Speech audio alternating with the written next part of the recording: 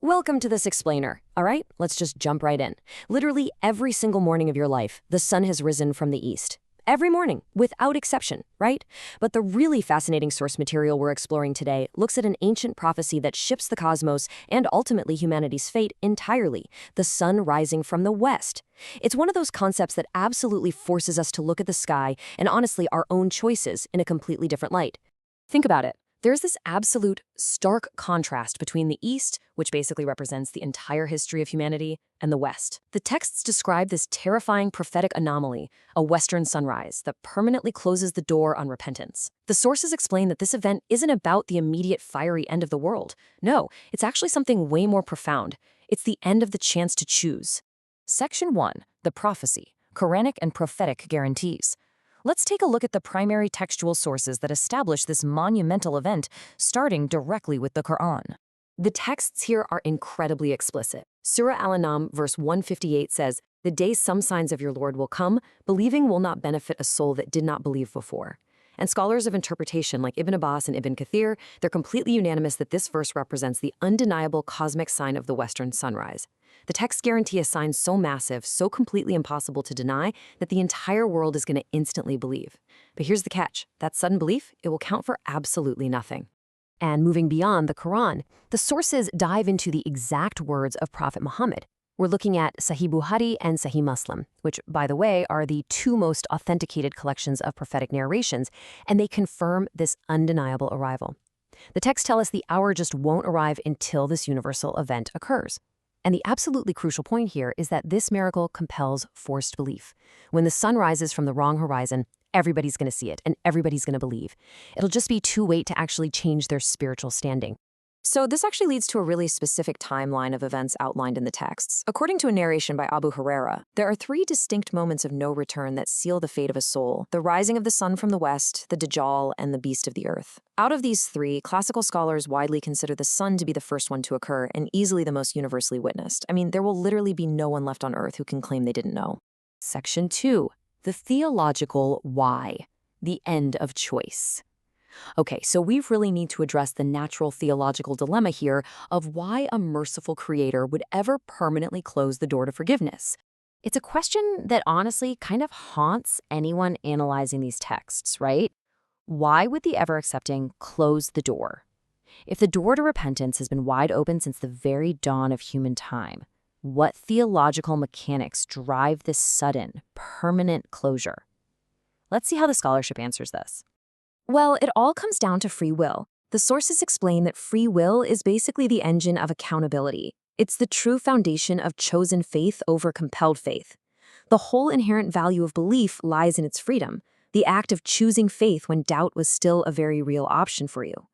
But an undeniable cosmic miracle towering in the sky, that totally destroys the ability to freely choose. You aren't believing from the heart anymore. You're believing because it is physically impossible to deny.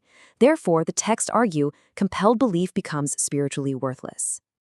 To really grasp this, there's this great analogy from Imam al-Qurtubi in his text, Al-Tadhkirah.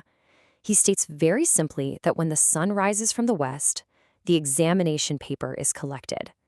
It's just like a student who can't write down any more answers after the examiner collects the paper, no matter how much they suddenly realize they know the material. A soul cannot register new faith after this sign appears. The final bell for life's test has rung. Time is officially up. Section 3. The scientific plausibility. Now, while the texts state this is a divine miracle that doesn't strictly need science to happen, let's look at the objective scientific frameworks that demonstrate the sheer physical plausibility of a directional shift. Get this, 55 kilometers per year. That's how fast NASA and NOAA data show the Earth's magnetic North Pole is currently racing towards Siberia. It was actually moving so incredibly fast that it forced an unprecedented emergency update to the World Magnetic Model back in 2019. Now sure, a magnetic pole reversal wouldn't flip the physical sun overnight, but it absolutely shows that our basic concepts of directional east and west are deeply tied to shifting, unstable magnetic systems. There's another wild statistic in the source material. 9%. According to the data, the Earth's magnetic field has actually weakened by roughly 9% over the last 170 years of recorded measurement. Researchers point especially to the South Atlantic anomaly. That's an area where the magnetic field is currently so weak that it actively disrupts the electronics of satellites passing right through it. So the sources point to two plausible scientific scenarios here. On one side, you have a geomagnetic pole reversal, where magnetic north literally becomes south. And on the other side, a physical rotational reversal, which could potentially be triggered by a massive cosmic impact, or a gravitational anomaly that slows and entirely reverses the Earth's spin. Again, the religious texts do not require these scientific mechanisms to validate the miracle, but they do serve as a really powerful reminder that Earth's systems simply aren't as permanent as we tend to assume. Section 4, Context and Interpretation. Let's bring it back from the hard science to see how this major sign fits into classical interpretation and the larger chronological context. You see, there's a specific sequence of events happening.